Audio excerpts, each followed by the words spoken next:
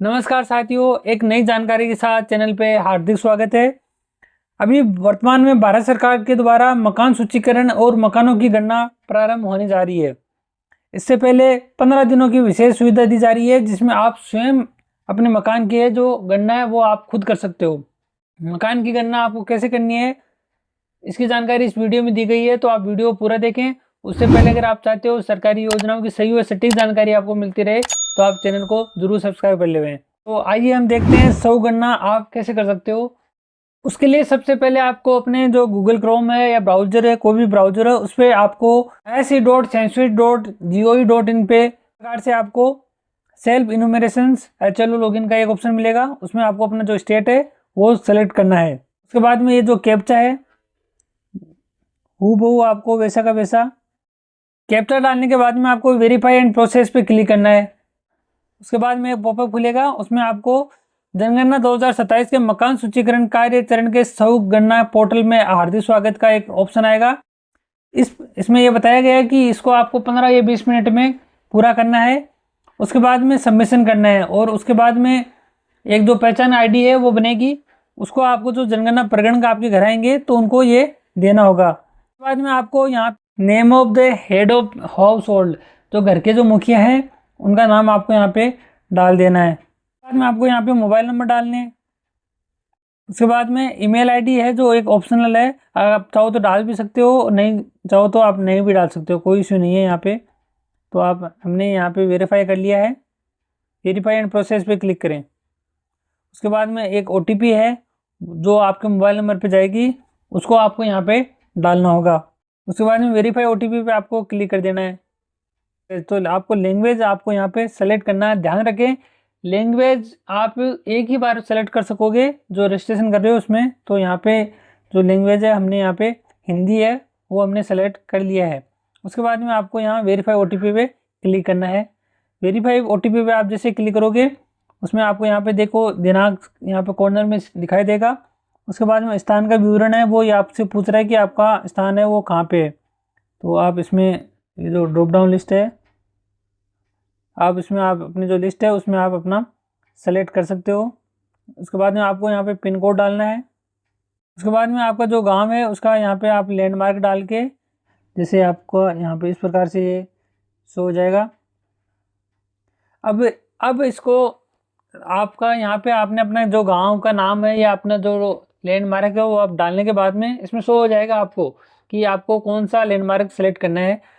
उसके बाद में आपको अपने घर को ढूंढ के और उसको ये जो मार्कर है उसके पास में लेके आना है।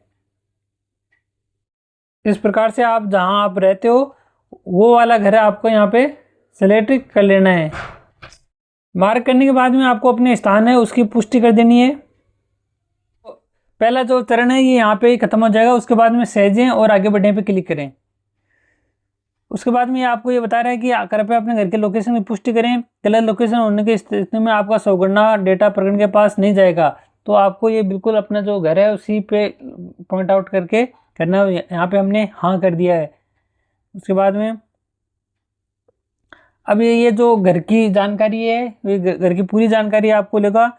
ये कह रहा है कि जनगणना मकान एक भवन या भवन का हिस्सा है जिसमें सड़क या साझा आंगन या सीढ़ी आदि से मुख्य द्वार होने के कारण एक अलग इकाई के रूप में उपयोग या मान्यता दी जाती है।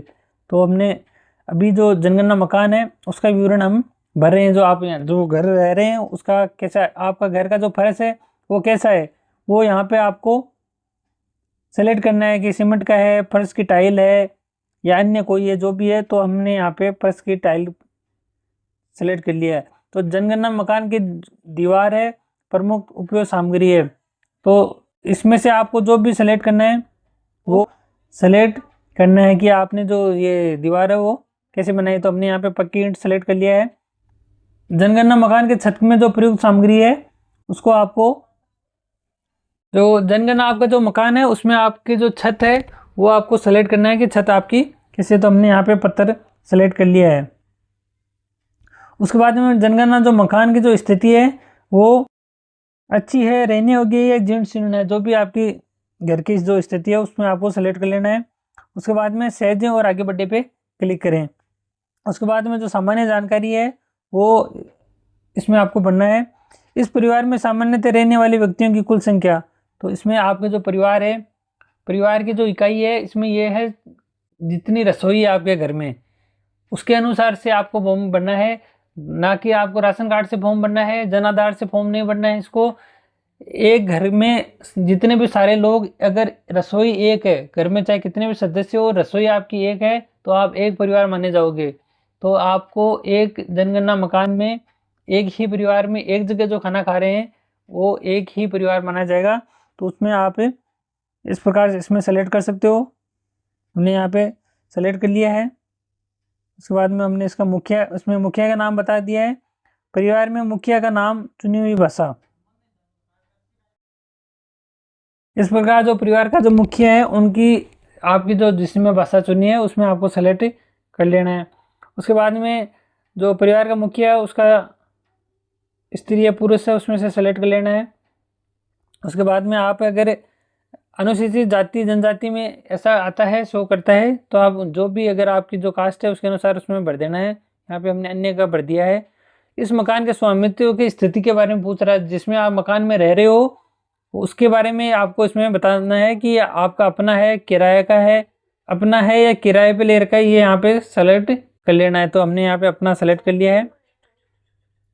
तो आपके जो मकान में है वो जो रहने योग्य जो कमरों की संख्या है वो आपको यहाँ पे देनी है। तो आपने यहाँ पे, तो हमने यहाँ पे जो कमरों की संख्या है वो हमने यहाँ पे लिख दी है।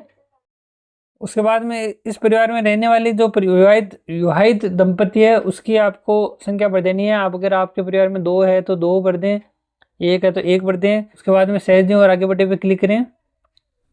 उसके बाद में आपको जो घर में जो सुविधा है उसके बारे में आपको डिटेल से बताना होगा। तो पेयजल का मुख्य स्रोत क्या है, तो नल का पानी उपचारित स्रोत से है या नल का पानी अनौपचारिक स्रोत से है, कुआं है, हैंडपंप है, ट्यूबवेल है, झरना, नदी, टैंक, तालाब, इनमें से आपको जो भी आप जिसमें पानी यूज़ कर रहे हो, जिसमें पेयजल आपका आता है, उसमें से आपको सेलेक्ट कर लेना है। तो हमने नल का पानी सेलेक्ट किया है। पेयजल स्रोत की उपलब्ध है वो कहाँ पे है, परिसर के अंदर ही है, आपके जो घर के अंदर है या परिसर के निकट में है, या इसका मतलब ये अगर आपका जो पेयजल स्रोत है वो कहाँ पे है, तो परिसर के अंदर है, तो हम अंदर यहाँ पे सेलेक्ट कर लेते हैं।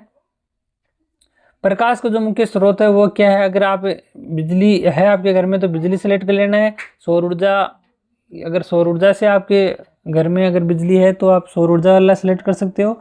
मिट्टी का तेल और प्रकाश रहित है तो आप इनमें से कोई भी जो सेलेक्ट कर सकते हो। शौचालय की उपलब्धता में भी आपको यहाँ पे इसमें आपको सेलेक्ट करना है कि अगर है तो हाँ पे यहाँ पे क्लिक करना है। हमें तो केवल परिवार के उपयोग हेतु है, या तो आपके जो शौचालय है वो अगर साझा में नहीं है तो आप उसको अपने जो केवल परिवार हेतु है उसको सेलेक्ट कर ले में। उसके बाद में जो शौचालय का जो प्रकार है वो इसमें है प्लस, 4+, शौचालय निम्न में से जुड़े हैं। तो इनमें से आपके जो भी पाइप सीवर पद्धति है, सेप्टिक टैंक है या अन्य पद्धति है तो इनमें से आप सेलेक्ट कर लेते हैं। उसके बाद में गंदे पानी की निकासी किससे जुड़ी हुई है, तो जो गंदा पानी आपके घर से जो निकलता है तो वो उसमें आपको सेलेक्ट कर लेना है। उसके बाद में परिसर के अंदर जो स्नान की उपलब्ध है वो आपको बताना है कि स्नान गृह है या नहीं है। छत के बिना है तो हमने यहाँ पे स्नान गृह कर लिया है। अगर छत के बिना है तो आप उसमें भी सिलेक्ट कर सकते हो। तो घर के रसोई घर है, एलपीजी पीएनजी गैस कनेक्शन की उपलब्ध है।